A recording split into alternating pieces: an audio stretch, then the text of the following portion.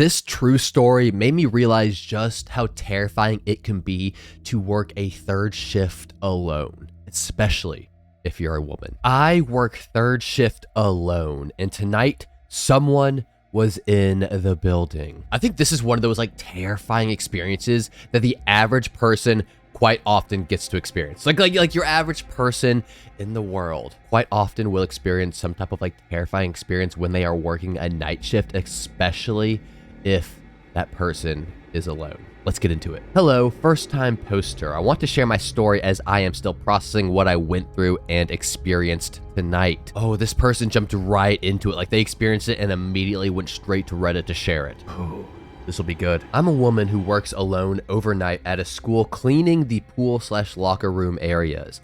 I've had nights where I hear something strange, like a door shut, and get jumpy/paranoid as my biggest fear is intruders. However, it's a school in a nice rural-ish community, and I've been told nothing like a break-in has ever happened. Even so, I carry around a screwdriver in my cleaning apron just so I feel more safe. All right, two things. First of all, keeping a prison shank. That's not even really a prison shank. What is that? Like, look, I get it.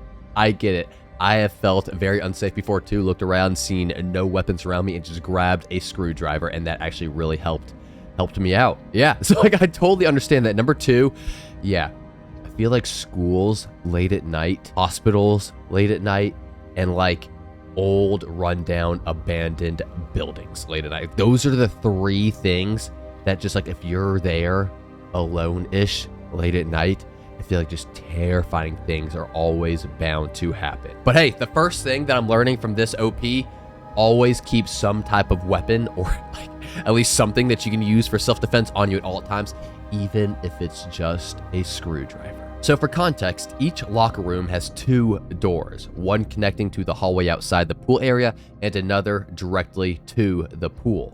Tonight, I was in the boys' locker room when I heard a slam, like a door shutting. I paused and listened to hear another door. My heart instantly started to beat hard, but again, I've heard weird sounds with nothing there before. I went to the door that leads to the pool and listened through the crack.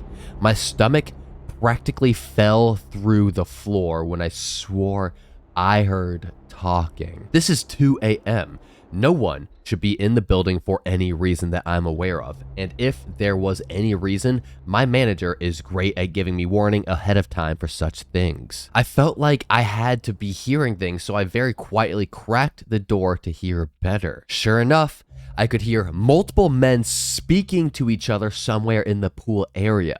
This means whoever is in there has a key, as I personally go around and check all doors at the beginning of my shift. Okay, but do you really check all doors? Okay, look, the reason I'm asking this is because when I was in, I think we were in 6th grade, 7th grade, one of those grades, me and a few of my buddies, we found a way to sneak onto the roof of our school, and then that door on the roof was always left unlocked for some reason. I don't know why. I don't know if it was accidental or what, but it was always left unlocked. So one day, we all, after school, late at night, I wouldn't say it was 2 a.m., but probably like 11 p.m., we all went to the school and we climbed on top of the roof, snuck in through the door, and we changed the background, the wallpaper of all the teachers who left their doors unlocked that night, to something very inappropriate. So when they opened up their computers the next day, in front of the entire class, bada bing, bada boom, yeah, it was inappropriate. We changed all of the library computers. Oh man, yeah, crazy times. But the point is, was it just students? Male students are breaking in for some type of 8th grade prank or something? Oh, I guess we're about to find out. This means whoever is in there has a key, as I personally go around and check all doors at the beginning of my shift. At this point, I had full-blown adrenaline rushing. I quietly closed the door and ran through the locker room to the hall door. I braced myself as I got my key ready and stepped into the hall. I didn't see anyone and quietly shut the door behind me. I then hurried and unlocked the family locker room, entered and locked it behind me. Inside this locker room are 2 bathrooms that the key doesn't open. As I got to one, I stopped as I could hear the men talking right outside the locker room pool side door. Okay, this girl is doing everything right so far. Number 1, carrying a screwdriver. Nice. self-defense weapon. Unless you're going against someone with a real weapon, then you're kind of out of luck. But it's better than nothing. Number 2, quietly trying to move somewhere safe, not freaking out, but quietly moving without them knowing that you're there. Yeah, that's nice.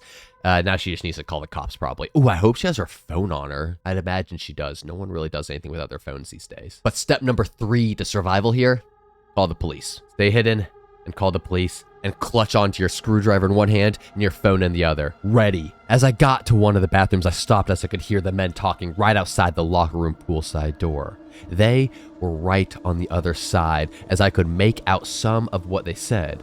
I heard she and in one of these rooms. Another intense rush of adrenaline hit me and quietly entered the bathroom and locked it. I think she meant to say another rush of adrenaline hit me and I quietly entered the bathroom and locked it.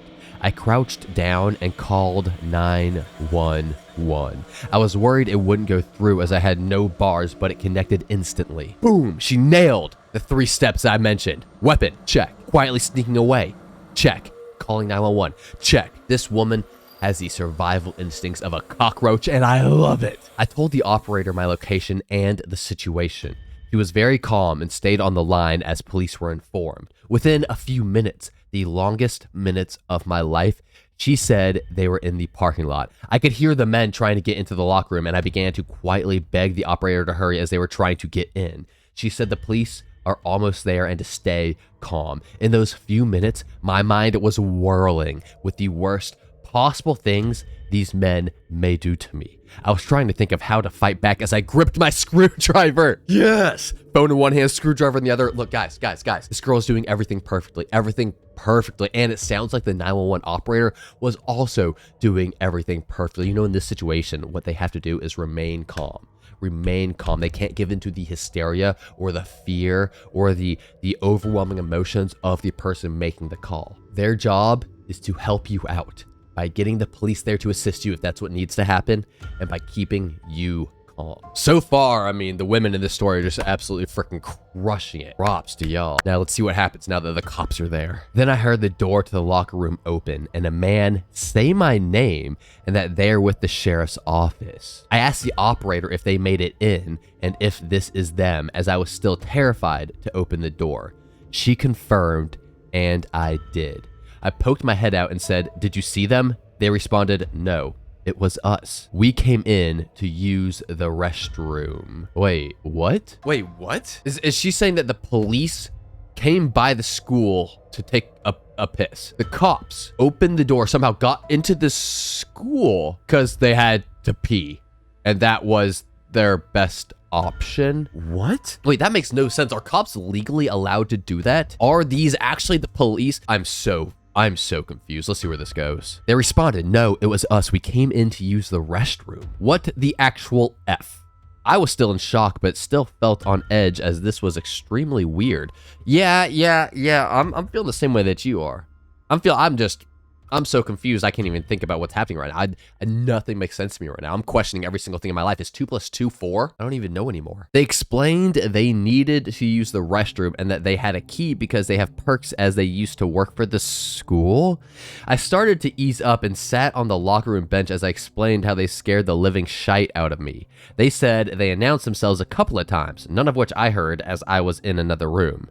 They knew someone cleans overnight, so they wanted to let me know they were in the building.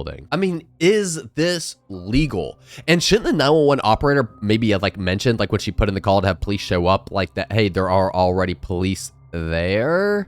I'm confused. Was it the same police that were already there that got the call to go there? Or did other police show up and yeah, this girl's stressing out because she thinks that there's intruders here? I'm just confused. Is it, once again, is this legal? I'm so perplexed right now. What is happening? I think I would be pissed off if I were this woman. Or did she have AirPods in and was she listening to music so she didn't hear them announce themselves until she noticed that there were in fact people in the building? Honestly, this entire story would have just made more sense if she found out that it was a bunch of little kids in there just changing the screensavers of every single person's freaking computer to something that was, we're just gonna keep on saying inappropriate. That would have made more sense to me in this story. They left, and the aftershocks of the adrenaline hit me. I was a sobbing, trembling mess. I texted my boss briefly explaining the situation and drove home once I calmed down a bit. She responded later informing me this has never happened before and has never been a thing. She said, anytime the police used the school, such as the gym, an email is sent to staff to be made aware ahead of time. That this should have never happened, and she will be speaking to her supervisor, and they will be reviewing the security cameras. Yeah, that's a good idea. And I also really want an update. I want to know exactly what the security cameras picked up. Like, what the hell? Like, look, I am a firm believer in the police. I think that overall, the overwhelming majority of police are always trying to help out, always trying to do the right thing. But obviously, there are corrupt police, and there are police with a chip on their back that do things that they probably shouldn't be doing. Obviously, every single policeman, policewoman is an individual with their own individual motives and whatnot. But like, I would love to see what the security cameras picked up here, and I would love to know like what actually happened after this. I feel like you would have to file some type of complaint, right? Like, that's just not a normal thing to do. That's not an okay thing to do. So I feel like you would have to file some type of complaint, and then I would just love to hear what came from that complaint. Like, were the police told, hey, maybe next time don't just like unlock the door to a school at 2 a.m. to use their pisser? Jesus. I already accepted another position a bit ago and have 4 days remaining of my 2-week notice.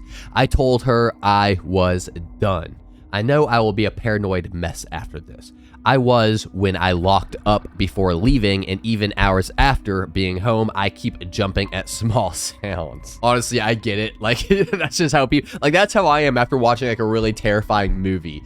So I'd imagine, you know, you being in this position, especially if you hadn't been in positions like this before, that you would be a little jumpy for the, you know, the next, I mean, at least the next few hours, probably the next day, if I'm being honest with you. So it makes sense. Even though I was very fortunate that the intruders were police, my mind and body went through the trauma of expecting the very worst to happen to me.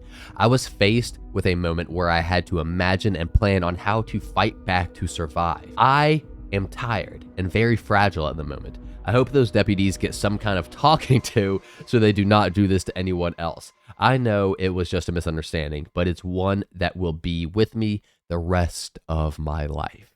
Yeah, that's completely understandable because like you said, you thought that this meant something completely different. You didn't think that they were police. You thought that they were people with bad intentions. So your body, your fight or flight instincts just naturally kicked in. And obviously, you know, there was no flight when you feel trapped. So your fight instincts kicked in. So obviously you're going through every single thing you can in your head of how to survive.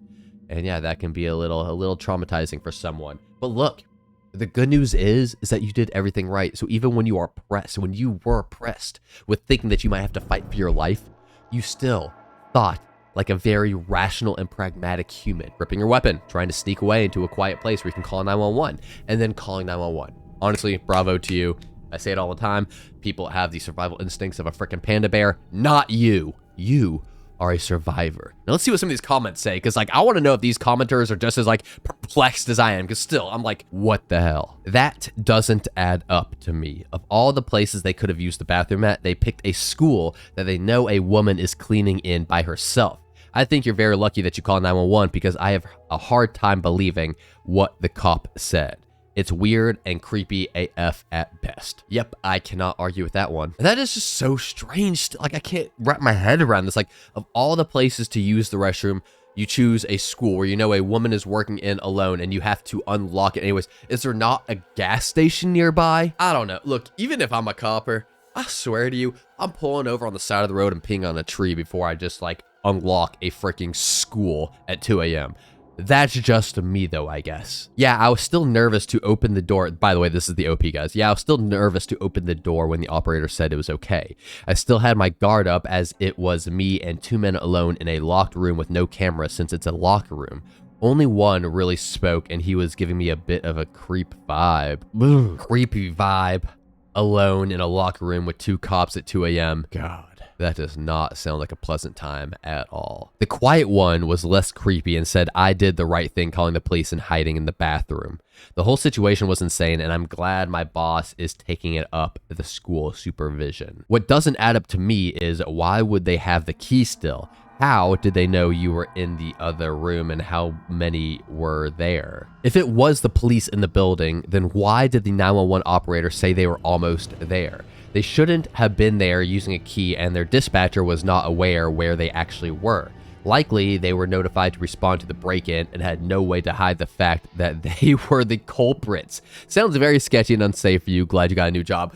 Dude, that's such a good point. They probably got like the dispatch call, like, there was a break-in at this place, and these cops that were already in there were like, we're on it. 6 seconds out. Oh my God. That's a really good point, because the operator gave no indication that she knew or found out that the people in the building were the police. At the time, I was just so relieved that they got there so fast. Yeah, because they were probably already there. When the deputy said he had keys with perks, it seemed odd to me, so I definitely informed my boss about that. She's a badass boss lady, so I have a feeling something will be done about it. Yeah, hopefully she does. That's just, like I said, I tend to believe that the overwhelming amount of police have good intentions and everything. Obviously, there's individuals that don't have good intentions, but either way, that is definitely something that should be taken up the chain of command. A complaint should be filed, and you guys should get to the bottom of why the hell that was happening and say, yeah, you know what? Let's not have this frickin' happen again. But overall, you handled that perfectly. And honestly, it just makes me happy to see how well you handled it. So, guys, if you're ever like in a similar situation, you know, take this OP's advice, do exactly what she did, and hope for the best. On to the next story.